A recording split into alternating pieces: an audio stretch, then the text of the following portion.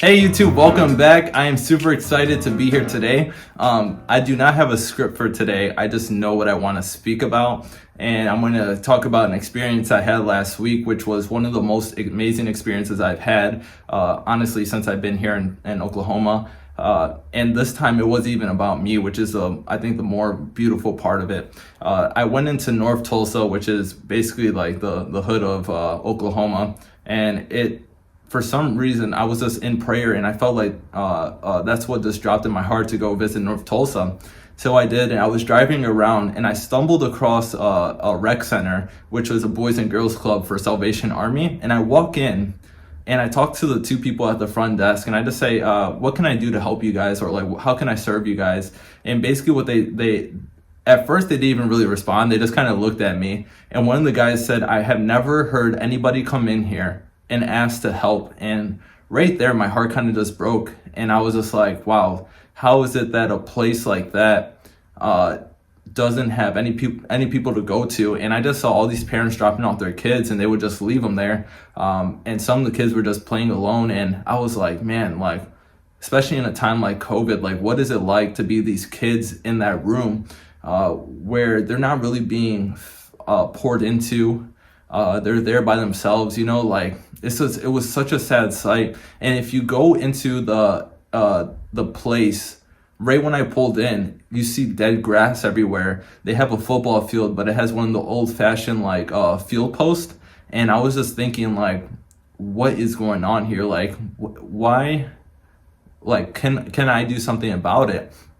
So that's why I walked in there and I just started asking questions, and the guy started apologizing to me about the volunteer paper. He's saying, oh, it's very long, and like I had to fill it out every year because he felt bad that I had to fill it out. And I just told him, don't worry, like I'm gonna fill this out, and I'm going to fill this thing out and I'm going to start pouring into kids there. But that's not the point of what I'm going to do because it is a huge place. And I just thought, what can I do alone? And the thing is, I can't do anything alone. So that Tuesday, it was a Tuesday. So I went to Synergy, which is just like basically like a young adults like worship and service basically. And you also have a sermon at the end.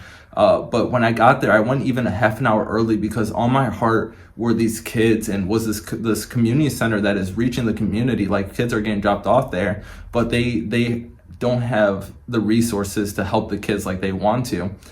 So I came back with this vision, and just with, like I said, I was feeling helpless in the moment, and I was like, what can I do? And when I was in that parking lot, I was in tears because I saw what these kids had. And I might just post a video right here just to show you guys what it was like.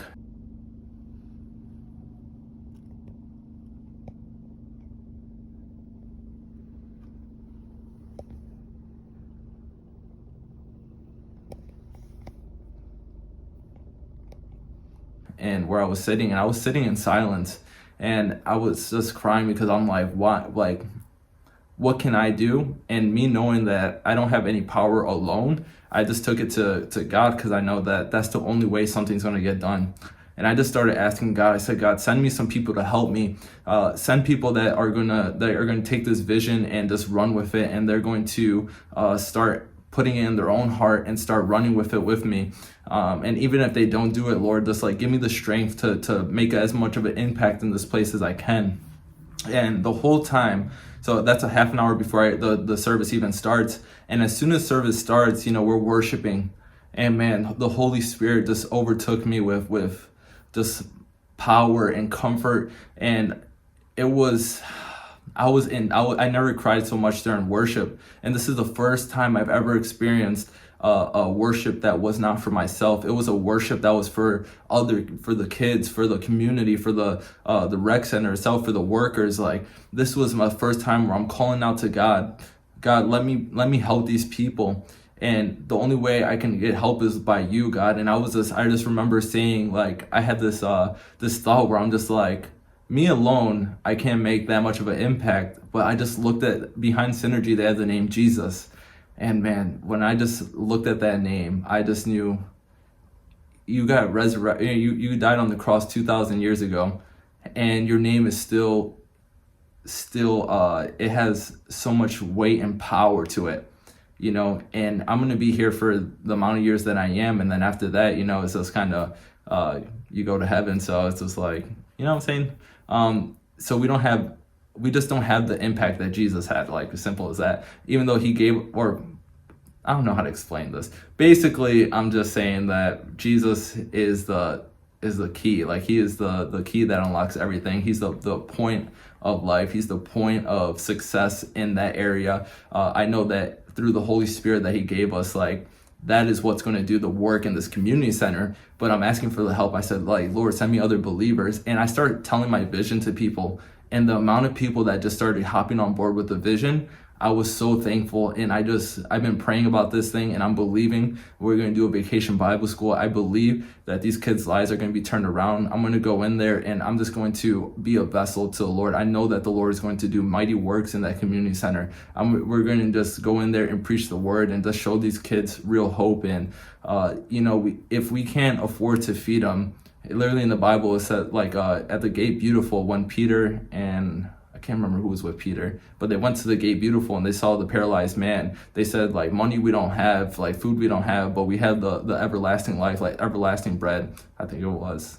Don't quote me on that. I'll look at it again. But basically, he's offering eternal life to these people, life with abundance, life with Jesus. And when he offered it, the man was fully healed and got to live his life fully healed. And I feel like for these kids, I had a I had a rough childhood myself, but to see that it's all been, all of that has been hung on the cross. Like for me, like I don't dwell on those moments anymore. I dwell in where I am with Jesus. I dwell that I am his son. I dwell that I have the victory already. Like I'm walking with the gifts of the Spirit. I'm walking with the fruits of the Spirit. I'm dedicating my time to the Lord because I know that he is the only person that can fulfill, the only person that can actually do something with your life that is meaningful.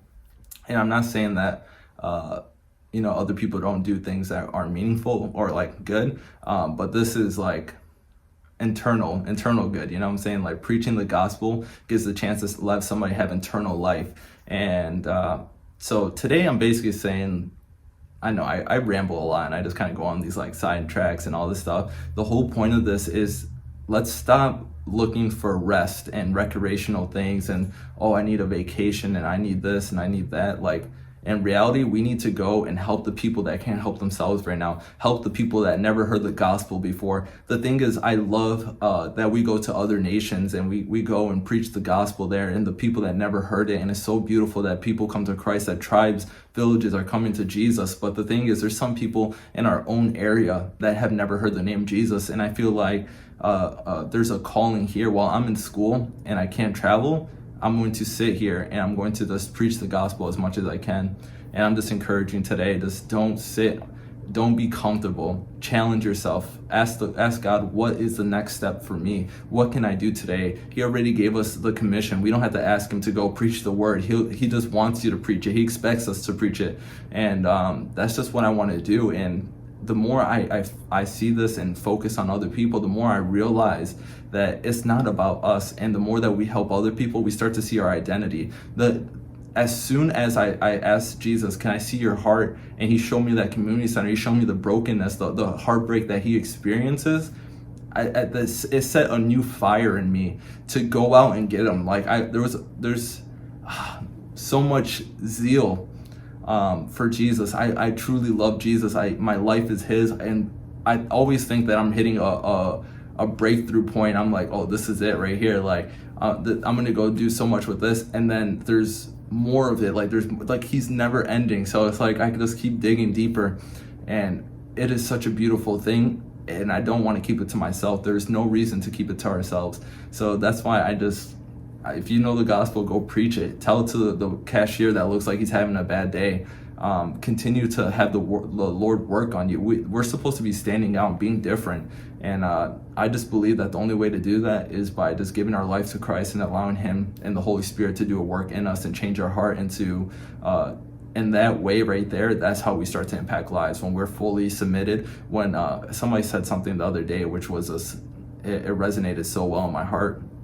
It says, like, when we go out to evangelize, we start getting nervous and like we start saying like, oh Lord, like help me. But the thing is, like, he's sometimes trying to kill, like we're dying to ourselves, so he's killing us first before he sends us out there. So then it's not us that's going out there, but it's him that's actually going out there instead of just us. I know that kind of doesn't really make sense, but basically it's Christ who lives in me.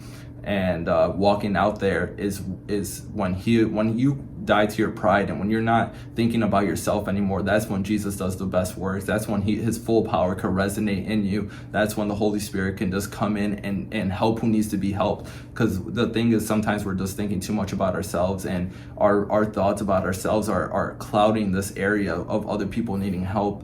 And it's about time that we just start to help others. So I'm truly passionate about that. I truly believe that lives are going to be changed, and I guess prayer is welcomed right now, in this season.